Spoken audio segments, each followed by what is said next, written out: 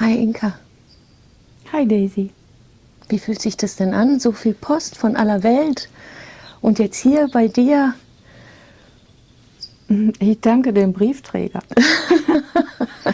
der mir all diese wunderbaren Briefe und Postkarten mitgebracht hat und natürlich den Versendern, die mit so viel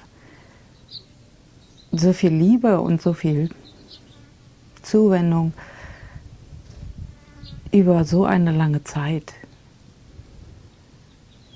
mein Mann und mich sehr unterstützen. Denn das ist ja die Post, die an mich gegangen ist. Mein Mann bekommt ja seine Post selbst. Und es ist schwierig. Einerseits bin ich sehr weit weg von all dem und trotzdem ist das so nah dran an der Seele. Und ich muss sagen, dass ich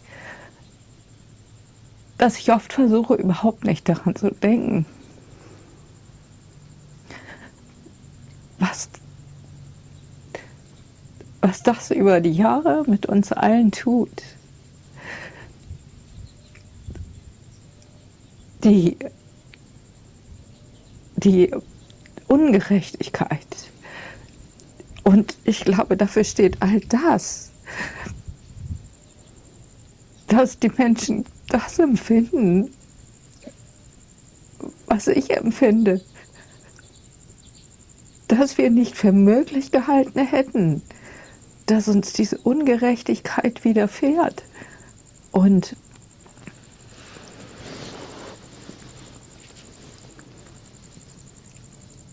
ich bin dankbar, ich bin einfach nur dankbar,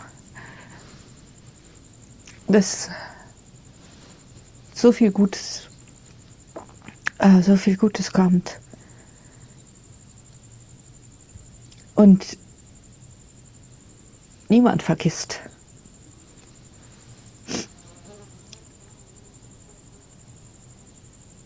Sondern ganz im Gegenteil, ich das Gefühl habe, dass die Energie immer stärker wird, die uns trägt und uns weiter nach vorn bringt und uns auch die Freiheit schenkt. Und Entschuldigung, aber es tränt ein bisschen. Ich weiß auch nicht, warum es immer tränt. Aber ich glaube, die Tränen sind oftmals auch das, wenn ich wieder so in diese Emotionen dann hineingehe, was ich oftmals vermeide, um einfach den Alltag zu bestehen. Und ich glaube, da bin ich nicht die Einzige, die das tut. Denn wir können ja nicht ständig mit einer Trauermine durchs Leben gehen, nur weil uns Dinge passieren, die uns aus dem Alltag reißen. Und viele Menschen werden durch viele Dinge aus dem Alltag gerissen, vor allen Dingen auch wenn liebe Menschen von ihrer Seite genommen werden auf eine andere Art und Weise, die wir nicht freiwillig gewählt haben und die nicht hätte passieren dürfen.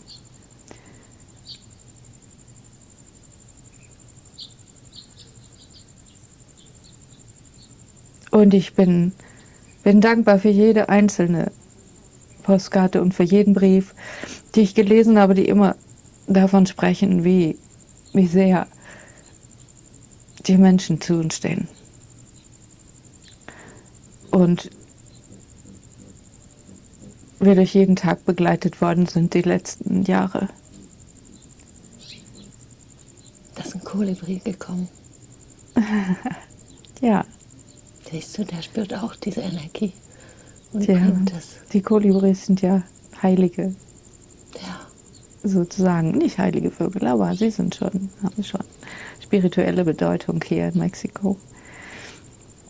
Da ist so viel Mitgefühl in jedem Briefumschlag und in jeder Zeile und in jedem Buchstaben, in jedem Tropfen Tinte oder vom Kugelschreiber. Das ist Ja, und überraschend, wie Menschen sich auch anvertrauen und auch ihre Geschichten erzählen. Ich bin ja nur ich. Ich bin ja nicht ich bin nicht jemand, der es besser kann und ich bin überhaupt nicht jemand, der es besser weiß und ich bin halt oft genauso, stehe ich dann einfach und weiß nicht so recht, welchen Schritt ich als nächsten tun soll und was richtig ist und was falsch ist. Und vor allen Dingen, was noch Wahrheit ist.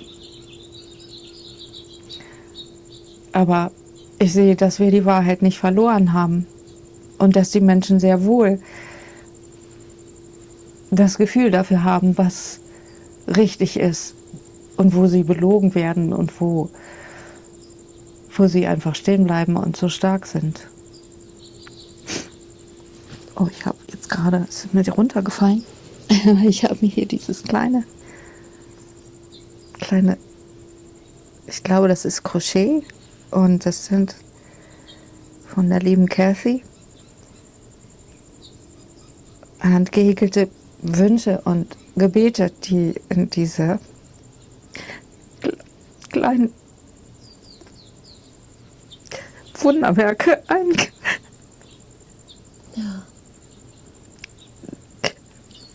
eingehäkelt sind.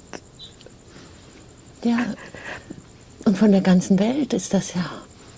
Oh ja, es ist, ich glaube, ich könnte eine gute Briefmarkensammlung aufmachen.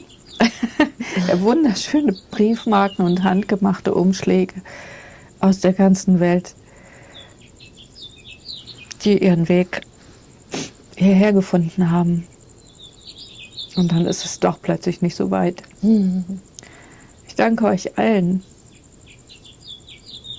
Und auch wenn mir immer die Tränen kommen, weil ich die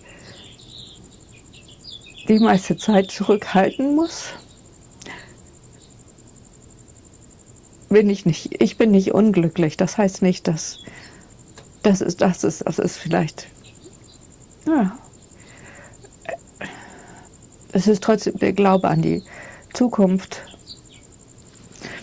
Manchmal nicht leicht, aber Menschen sind gut. Und ich möchte einfach immer wieder allen anderen Menschen sagen, dass das so ist und dass Menschen im Wesentlichen gut sind. Und es gibt Ausnahmen.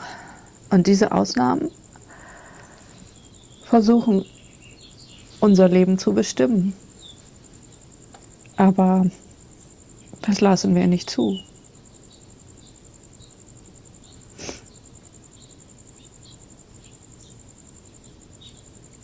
Ich danke euch allen.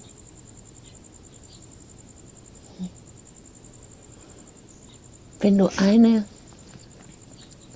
Weisheit teilen kannst, hier und jetzt, welche ist das? Rainer hatte 2 Möglichkeiten. Er durfte 2 sagen. Du kannst auch 5 sagen, aber so ein Stückchen Weisheit. Aha, ein Stückchen Weisheit, was du denkst, was der Menschheit jetzt, heute und hier hilft. Jede Erfahrung bedeutet Lernen. Jede Erfahrung macht uns stärker.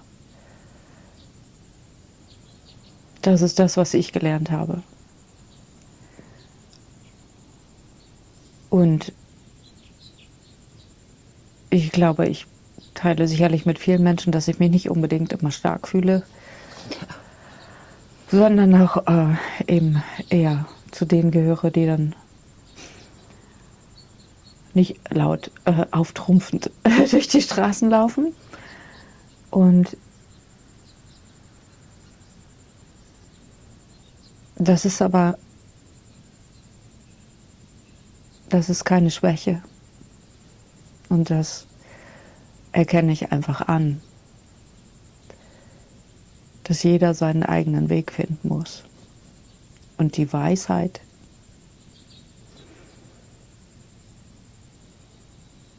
die kann ja auch nur jeder für sich selbst erfahren. Ich glaube, es gibt da nichts Allgemeingültiges.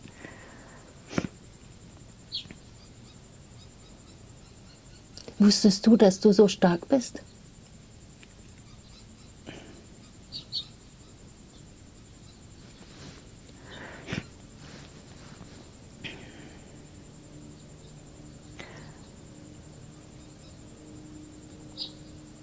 fällt mir schwer zu beantworten, weil ich mich ja nicht als stark sehe. Ich tue das, was notwendig ist.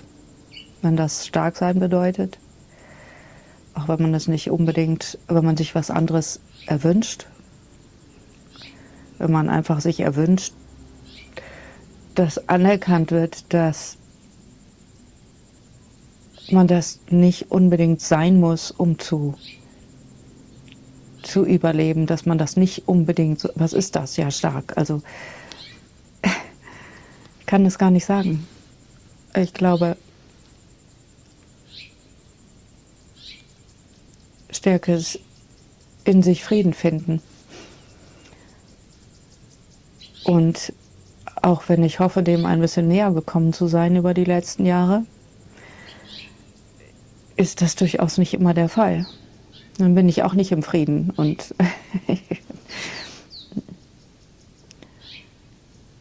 wünsche mir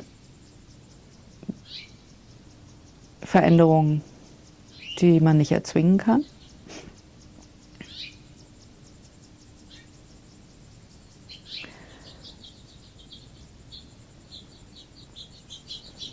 Ja. Das Gefühl bleibt, oder die Stärke ist vielleicht, dass das Gefühl jetzt, dass das Gefühl wächst, dass wir auf dem Weg dahin sind, dass wir echte Veränderungen spüren. Und ich glaube nicht, dass wir viele, die so empfinden, uns irren. Sondern ich denke, dass wir vielen einfach uns verbinden und verbunden haben. Und wir diese feinen Fäden, wie sie in diesem wunderbaren kleinen Prayers verwoben sind oder gehäkelt sind, dass wir daraus unser Netz weben und unser Netz immer stärker wird. Und dass wir damit sogar fliegen können, wie auf unseren fliegenden Teppichen, die wir als Kinder gelesen haben. Das hat mich sehr fasziniert, diese Geschichte. Ich wollte sehr gerne einen fliegenden Teppich haben. Vielleicht bin ich dankbar, dass es Flugzeuge gibt, mit denen man auch dann wieder nach Hause fliegen kann. Ja. Ja. Wie siehst du die Menschheit, wenn sie Frieden findet? Wie sieht dann die Welt aus? Liebevoll. Liebevoll, sicherlich nicht immer sanft, aber mitfühlend. In dieser Stärke mitfühlend, also dass jeder hat, was er braucht. Und dass jeder sich geliebt fühlt und sich keiner überflüssig fühlt, dass sich keiner klein fühlt, dass sich keiner ungeliebt fühlt, dass Kinder Wurzeln haben und glücklich sind in ihren Familien. Das ist wesentlich für mich, für die Bildung einer neuen Zukunft.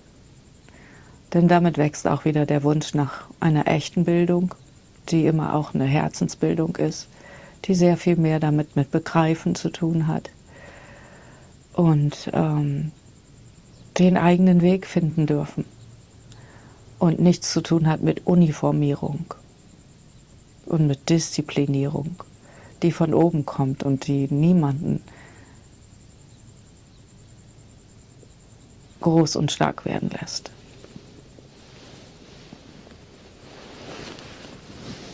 Mhm.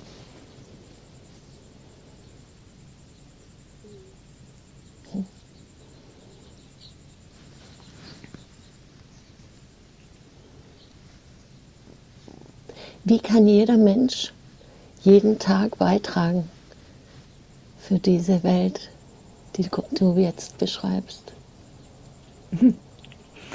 Ich habe das gelernt. Ich kenne jemanden, der sehr eindringlich mit mir spricht und mir jeden Tag sagt, Erste, was du tun kannst, wenn du aufwachst, ist dich zu freuen, dass du so ein gemütliches Bett hast und dass du, wenn du im Bad in den Spiegel schaust, dich anlächelst und dir sagst, dass du es wert bist, jeden Tag angelächelt zu werden. Von dir und von anderen.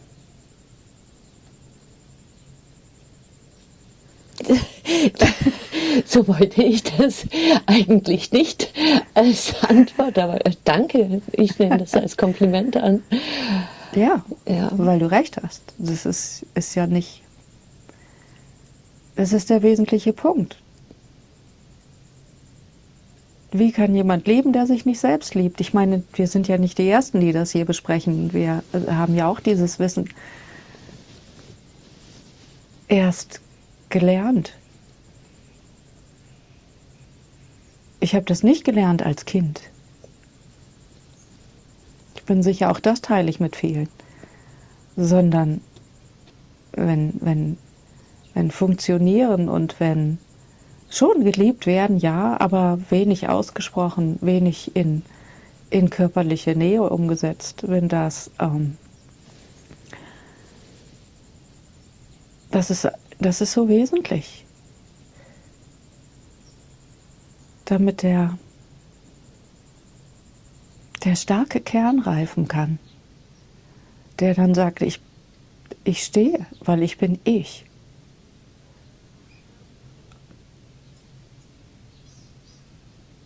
Ja, ich teile das mit dir, dass die Kinder das schon lernen können. Und natürlich die Menschen, die schon große Kinder sind und erwachsene Kinder. Und ja, auch ein 90-Jähriger ist in meinen Augen ein Erdenkind. Und ich denke, es kann jederzeit wertvoll sein. Was bewunderst du an Mexiko und an den Menschen hier? Dass sie viel mehr davon zeigen können, von der Liebe und von der Freundlichkeit und der Nähe, die sie sich geben untereinander. Die Regeln sind nach einer Weile erkennbar, nach denen das miteinander funktioniert. Das ist anders als bei uns in der westlichen Welt. Und gerade ich glaube, in großen Städten mag es anders sein, aber in kleineren Dörfern ist der soziale Zusammenhalt einfach viel stärker noch. Und das ist bewundernswert, diese Liebe zu sehen, zwischen die Eltern ihren Kindern geben. Das ist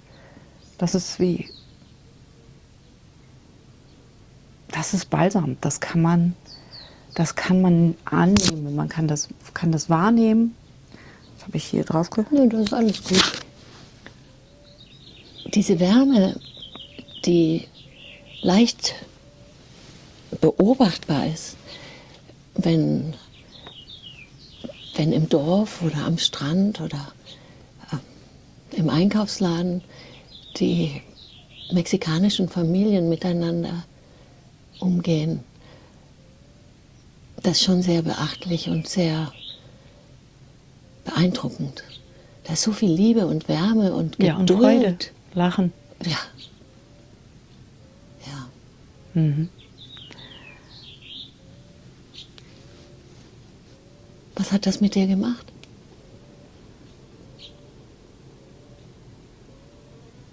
Oder was macht das mit dir?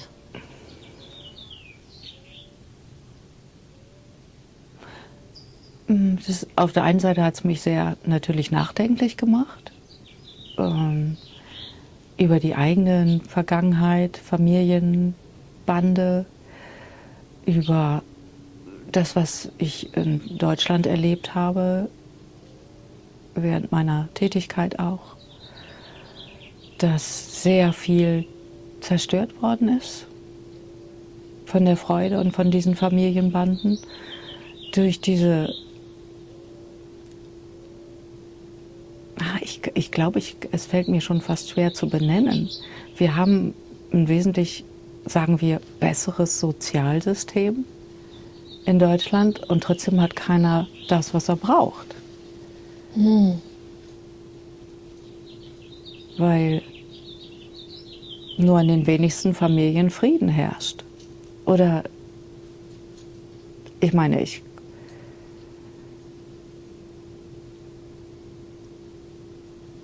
die Zwänge, alles dem Geld unterzuordnen, damit man dieses kaufen kann und jenes kaufen kann und wo es wichtiger ist, dass das Kind eine Playstation bekommt zu Weihnachten, als dass man das Jahr vorher mit dem Kind spielt und die Familie zusammensitzt und oder spazieren geht oder andere Dinge tut, weiß ich nicht, den Garten umgraben. Ich glaube, dass es sehr wichtig ist, eben miteinander zu tun. Also wir haben sicherlich alle dann vorgelesen und all diese Dinge gemacht und jeder hat es so gut gemacht, wie er meinte, dass er es kann und wie er es selbst gelernt hat. Aber ich glaube, wir haben viel zu lernen, wieder uns nahe zu kommen, wirklich nahe zu kommen. Das ist nicht leicht. Das ist wirklich nicht leicht. Ja, das ist ja ganz wichtig als Grundstein. Die Nähe, der Grundstein für Nähe ist ja auch wieder das Trauen. Ja. Trauen lernen.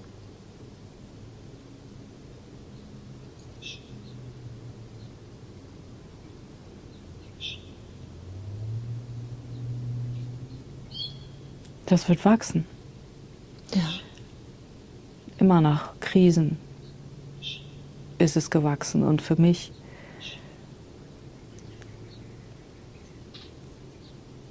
ist es das Gefühl, als hätten wir jetzt nicht nur eine Krisen, sondern eine Kriegszeit, in der wir noch immer leben. Denn wo anders, denke ich, muss flüchten. Ich muss das Land verlassen, ich muss die Menschen verlassen, die ich gerne bei mir hätte. Oder ich sehe mich einfach nicht mehr in der Lage, das noch zu teilen oder dort zu bleiben, weil ich meine eigene Seele nicht stabilisieren kann mehr da. Weil darum geht es ja eigentlich. Es geht für viele bleiben ja nur, weil sie aus beruflichen Gründen müssen, weil sie Angst haben, sich woanders keine Existenz aufbauen zu können. Und dann gehen die es vielleicht noch können. Und dann bleiben die stark sind und sagen, nein, wir müssen ja hier bleiben, wir müssen das ja durchstehen.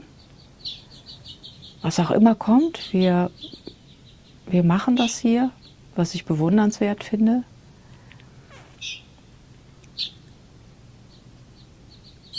Aber Ungerechtigkeit kennt ja keine Grenzen. Die führt bis zum Tod. Und das ist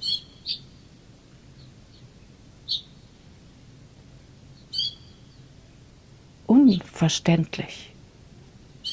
Deshalb können wir das auch nicht mit dem Gehirn fassen. Wir sollten mehr die Klassiker lesen. Das alles ist schon gesagt und alles ist schon mal geschrieben worden. Und wenn wir in der Vergangenheit lesen, dann lesen wir all das, woran wir uns jetzt erinnern dürfen,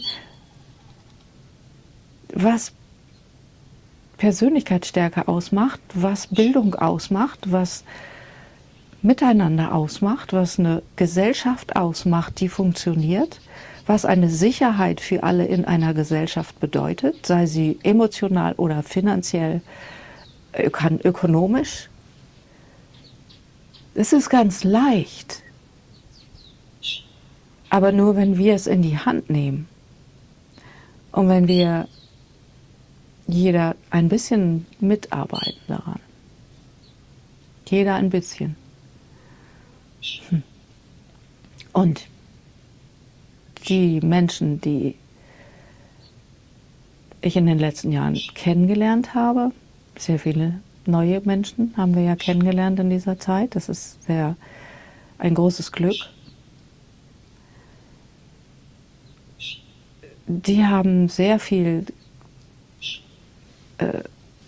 Wissen und sehr viel von dieser Zuwendung und von dieser neuen Zeit schon in diese Kriegszeit für mich reingetragen und das gezeigt, dass es alles möglich ist.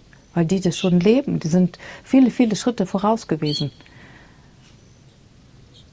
Und das hat mich zutiefst beeindruckt, wie Menschen miteinander umgehen, wie Menschen für ihr Land eintreten, für ihre Gesellschaft eintreten, für ihre Wirtschaft eintreten. Ja.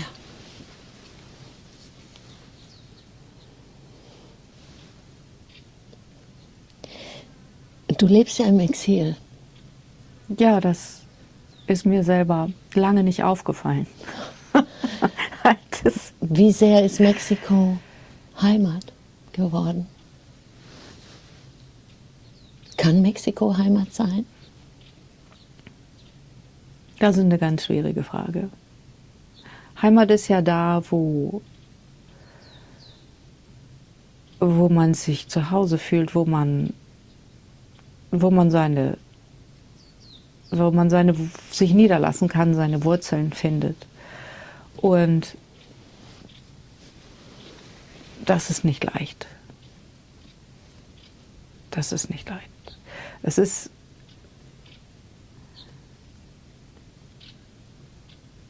anders schön.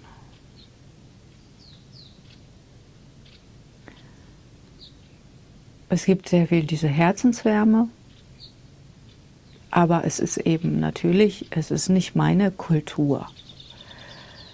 Ja, ich bin ja nicht integriert in dem Sinne. Ich könnte mich vermutlich über sehr, sehr viele Jahre integrieren. Und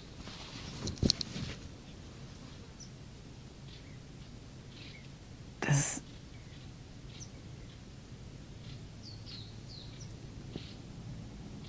kann funktionieren. Aber auf der anderen Seite glaube ich, dass mein Herz auch woanders schlägt. Ja, ich habe immer gesagt, warum soll ich aus Deutschland weggehen? Ich liebe Deutschland. Das ist schön. Das habe ich, glaube ich, schon mal gesagt. Dieses Elbsandsteingebirge, die Nordsee, die Ostsee, die Vielseitigkeit von Berg und Tal und Wiesen und Seen und von allein kulturellen Unterschieden, die wir hoffentlich immer weiter noch pflegen dürfen, können, wollen. Ja. Das ist eine ganz große Aufgabe, glaube ich, die aber von vielen Menschen wieder angenommen wird.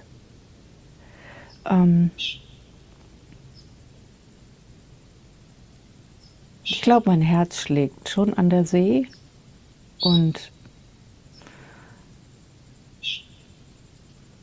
die ganz große Hitze ist für mich auch nicht gut geeignet.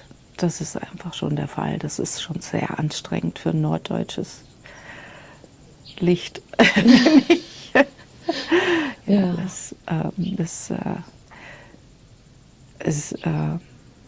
Es kostet, also ich war ja auch mal blond, als ich hergekommen bin. Und jetzt ist im Blond halt grau geworden, was sicherlich nicht nur an den Umständen liegt, sondern auch ein bisschen mit am Klima. Es ist einfach anstrengend. Aber natürlich ist das sehr viel, die Energie.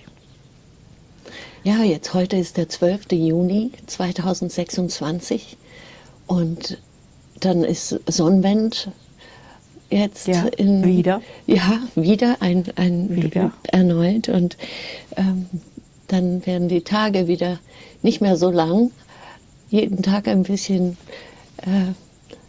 anders. Also es ist schon sehr, sehr sommerlich. Ja. Wenn die Tage kürzer werden, werden sie darum nicht kühler, Ja. sondern sie werden wärmer bis zum November. Ja, also das Es ist ist warm. wirklich dann eine lange Zeit. Ja, ist ähnlich wie in Florida, nur in Florida ist es noch schwüler. Es ist schwüler, aber es ist hier, Ja, es kommt noch. ja, Ja, haben wir jetzt noch nicht so, aber das kommt. ja, Und dann ist es wirklich drin weitaus erträglicher als draußen. ja, ja, ja. Naja, jedenfalls ist es nicht gerade die Ostsee. Nein, Und ich glaube, meine Familienwurzeln liegen ja an der Ostsee. Und das ist schon Heimatgefühl, wenn ich dran denke. Ja. ja. Und ja. ich würde mich sehr freuen, dann das wieder auch erleben zu dürfen. Also ich gehe dann auch gern mit der Windjacke am Strand spazieren. Ich glaube, das Problem habe ich nicht so sehr. Ja. Ich sehe auch, die Hunde haben sich akklimatisiert, aber es ist schon auch mal fein, wenn sie in einem Raum, der klimatisiert ist, sind. Also das mit dem, Ja, dem sie dicken schätzen Fell, das. die schätzen das sehr. auch Ja, sehr. das ist ja wirklich, der Wintermantel ist ja ständig am Körper. Das können wir ja gar nicht nachvollziehen, was das bedeutet. Ja. Wir können uns ja wenigstens mal umziehen, Ja. aber das ist, ja, das ist auch spürbar, dass die Energie dann wirklich auch so ein bisschen weniger ist und gerade eben, weil sie ja nur noch älter sind, die spüren die Belastung. Mhm. Und das ja auch seit Jahren mit. Ja. Ja, sie tragen das alles mit auf ihren Schultern, sie tragen die Sorgen mit, die Ängste mit. Und die sind immer mit dabei beim Telefonieren. Also das ist ganz, die kennen die Telefonzeit und kommen, weil sie möchten dabei sein, weil das ist Familie. Das ist einfach so. Erstaunlich, Ja, wie die so die spüren sensibel das. sind und spüren, ja. Ja. Ja. Ja. Zeit ist relativ.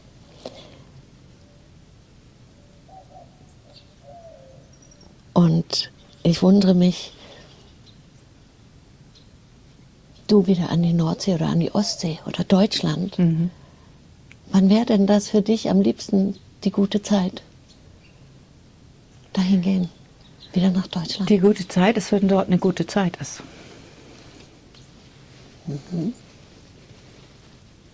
Und das bedeutet viel.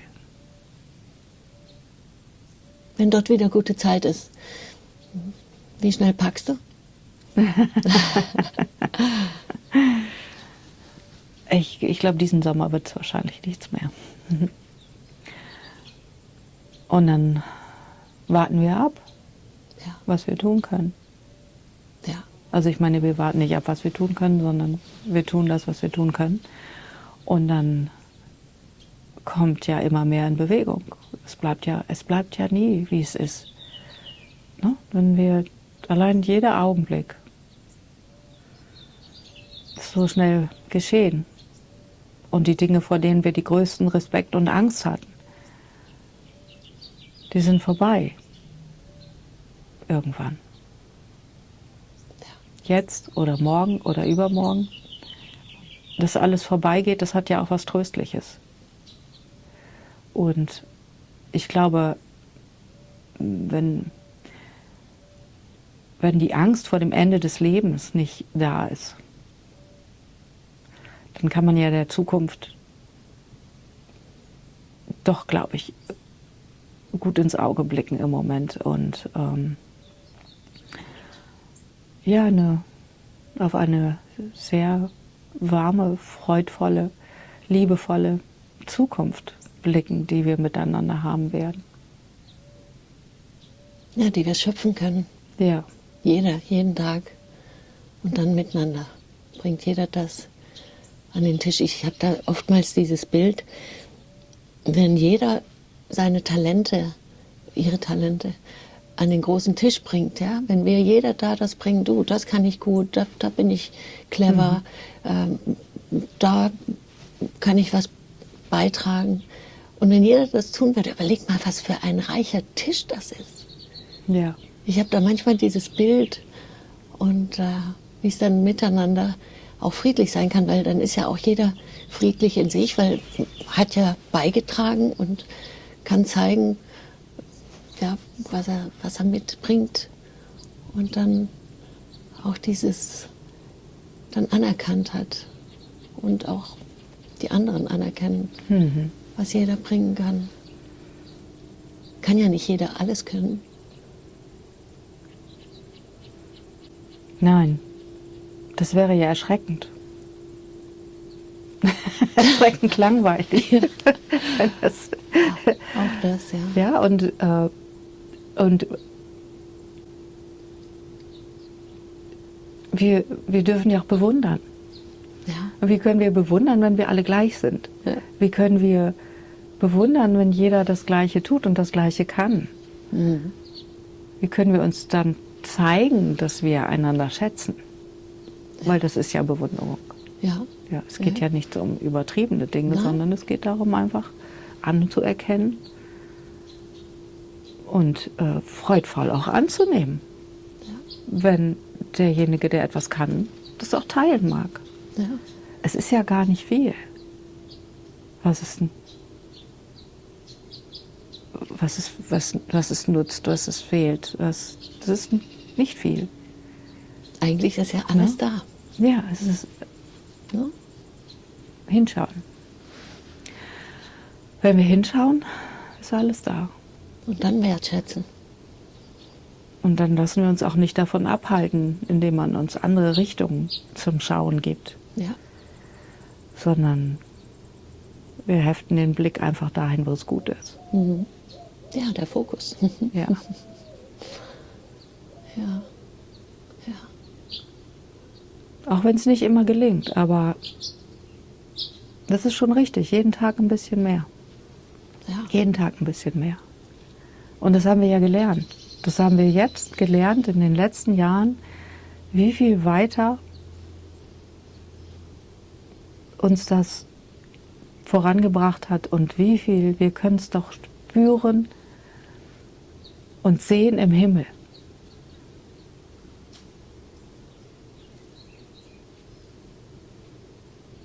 Dass es sich verändert hat. Und das ist keine Täuschung. Es ist schon sehr sichtbar. Ja, also das ist sehr sichtbar und vielleicht ist es hier mehr sichtbar als in Europa im Moment. Das kann ich nicht so beurteilen, weil ich sehe das ja nur hier. Und ich höre sehr viel von Menschen, die traurig sind, die wehmütig sind, die Angst haben vor der Zukunft. Und ich wünsche mir, dass die Menschen, die keine Angst haben, die anderen Menschen stärken. Und zeigen, wie es geht. Ja. Ja. Und zeigen, dass es allen Grund zur Freude gibt. Mhm. Ja. Wie viel wir sehen können, wenn wir hinschauen, wie Menschen wieder Freude am Handwerk haben. Und Dinge selbst machen und selbst entdecken und selbst bauen und kochen, backen. Ja. Nee, all diese Ja. Dinge, ja, das ist ja grenzenlos. Das Repertoire an Dingen, die man für sich entdecken kann. Sobald man aufsteht und sich umschaut. Mhm.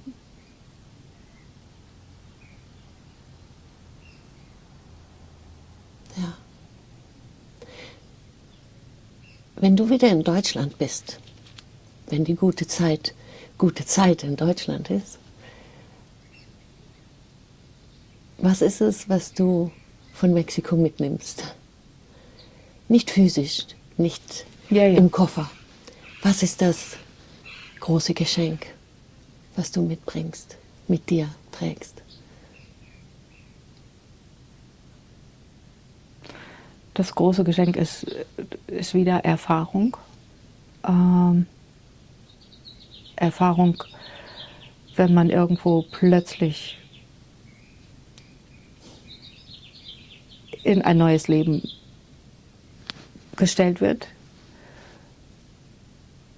die Dinge in die Hand zu nehmen und sich umzuschauen, was es auch nach dem Mann genug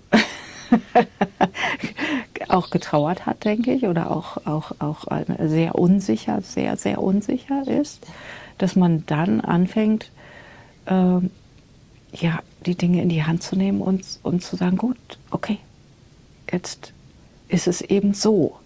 Jetzt ist es eben so. Was kann ich tun? Meine Lage verbessern? Die Gesamtlage verbessern? Alles, was ich tun kann. Und eben zu lernen, was ich nicht tun kann. Und das ist sicherlich die schwerste Erfahrung zu machen, dass es viele Dinge gibt, die ich nicht tun kann. Und bei allem, was ich meine, gelernt zu haben, ist das sicherlich die größte Erfahrung. Ja, das ist nicht alles möglich. Und dann kann ich mich fürchterlich ärgern und ich kann mich fürchterlich aufregen und ich kann im Kreis laufen und nicht schlafen und kann, kann schlecht gelaunt mit den Hunden sein oder mit meinen Mitmenschen. Das kann ich mir nicht vorstellen, das habe ich nicht erlebt. Ja, aber es hat es sicherlich gegeben. Ja, sicher doch. Aber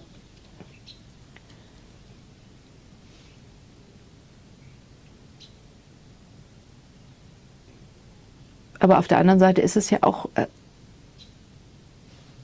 öffnet es einfach den Blick für ganz viel Neues und für Faszinierendes zu entdecken. Deshalb sagt man ja auch, das Reisen auf jeden Fall bildet, auch wenn ich das jetzt nicht als Reise bezeichnen würde. Es ist natürlich eine Reise durch das Leben. Ja.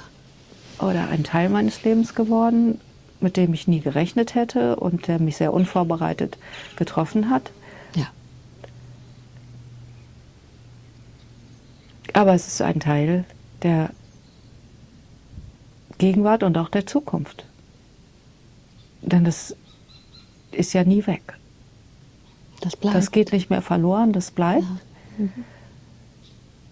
Bleibt ein guter Teil mit den besonderen Menschen, die ich hier auch kennengelernt habe, die sehr großzügig und sehr offenen Herzens bereit sind, Menschen anzunehmen. Ja. Die Hilfsbereitschaft ist schon sehr sichtbar. Ja.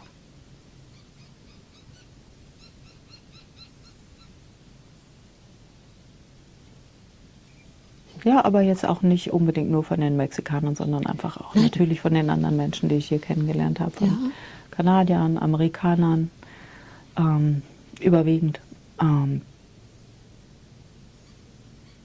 Natürlich auch den kleinen, versprengten Deutschen, die sich überall auf der Welt finden und dann auch zusammenfinden.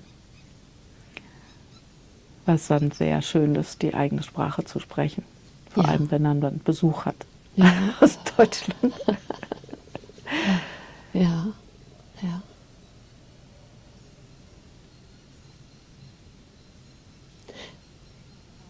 Du bist ja schon sehr herzlich und auch im Herzen sehr berührt.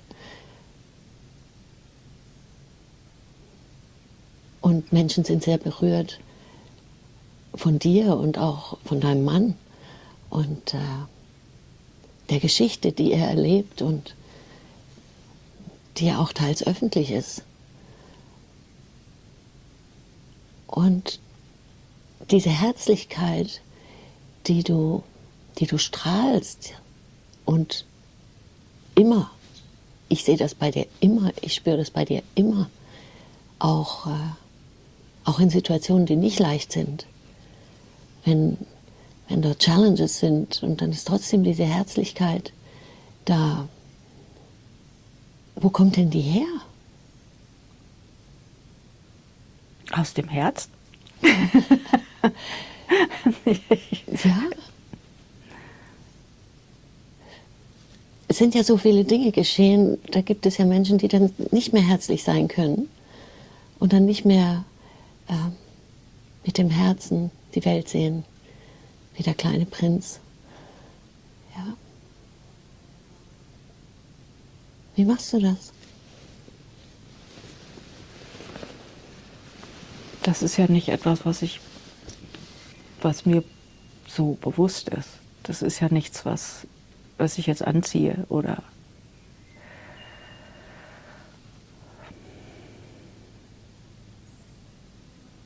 Wovon nährt sich das? ich glaube von der Schönheit, die ich in allem sehen kann. Ja, in Handlungen, in Dingen,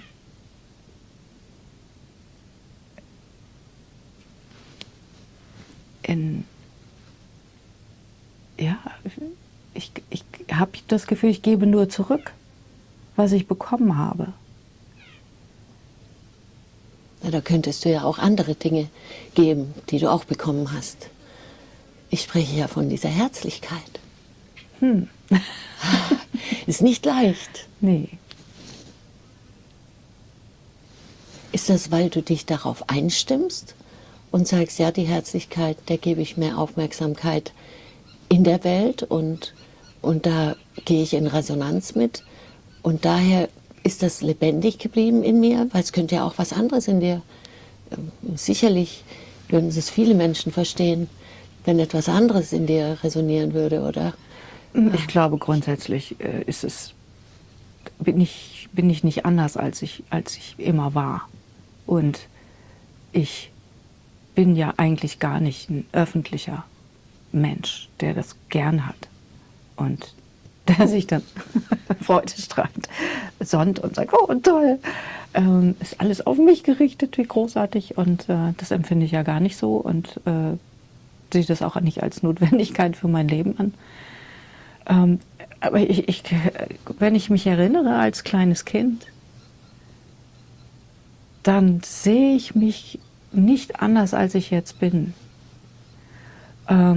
Nur eben einfach älter und hoffentlich erfahrener und etwas weiser geworden.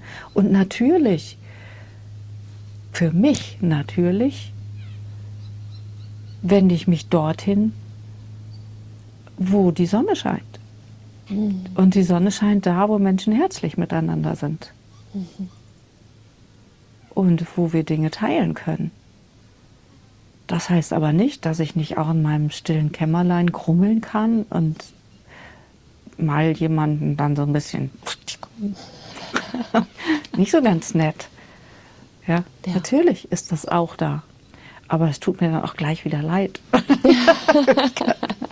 Und ich denke, das war wirklich immer so. Ja. Ja.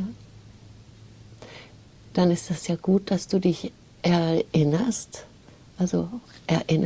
an das, was schon immer so war und dass du das so lebendig halten kannst. Ich hoffe. Also, Aber ich denke, die Zeiten stehen gut. ja, also ich denke, das ist sehr sichtbar und sehr, sehr bemerkenswert und im täglichen Umgang mit dir eindeutig erkennbar und sichtbar und fühlbar und spürbar. Ich danke dir ganz, ganz herzlich, dass wir hier so miteinander sprechen. Ich weiß, das tun wir sonst auch, aber dass da jetzt eben da so eine Linse auf dich gerichtet ist und ich danke dir, dass du dir das Trauen hast und dass du auch deine Dankbarkeit zeigst, weil die Menschen wissen, dass du dankbar bist.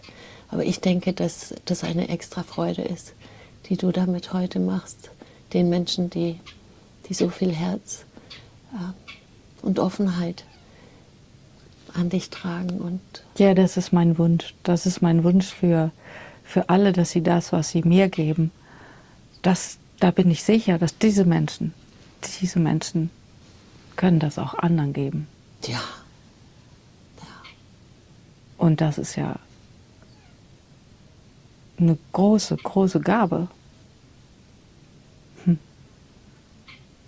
ja, siehst du, sie geben es genauso natürlich, wie du es auch natürlich gibst. Und so hat sich's gefunden. Danke, Desi, dass du das so sagst. Ich bin sehr froh, dass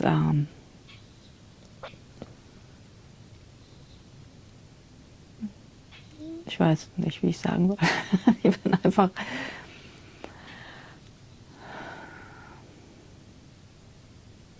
froh, dass du mich vor die Kamera zerrst.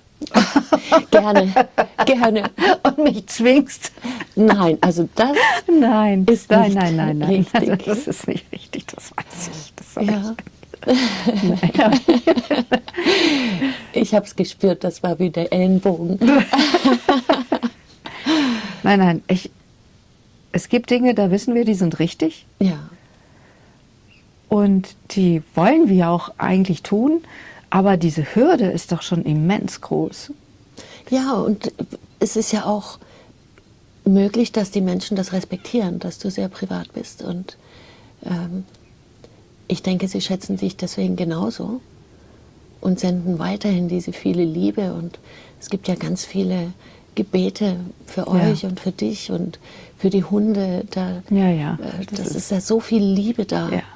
Und ich denke, dass das gut ist, teilen. Dass das gut teilen. Ich danke dir. Ich danke dir. Danke. Und ich danke allen Menschen, die uns zugewandt sind und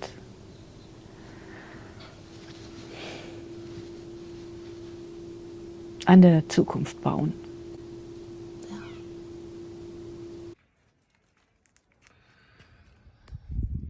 Beglückwünschen. beglückäugeln uns. Ja. Ja. Zeig mal, welche hat dich denn, ich meine, die sind ja alle sehr, sehr berührend. Zeig mal, und das sind ja noch gar nicht alle. Das sind ja noch ganz Nein, viele das sind gar Umschläge. nicht alle. Wir haben ja auch viel- noch ganz einige große, Ja. wo ganze Geschichten drinstehen. Und wir haben ja selbstgemachte Umschläge, die aus, ja, dieses weiß ich nicht, aber es sind auch wirklich welche dabei, die selbst gebastelt sind. Und warte mal, dieser hier war selbst gemacht, glaube ich. Ja, Ja. der ist selbst gemacht. Und dann hat er auch noch hier wunderschönes Pfeilchen, glaube ich, hinten drauf oder ein Stiefmütterchen. Von wo ist der? Moment, New Zealand. Neuseeland. Das ist ein Paraparaumu.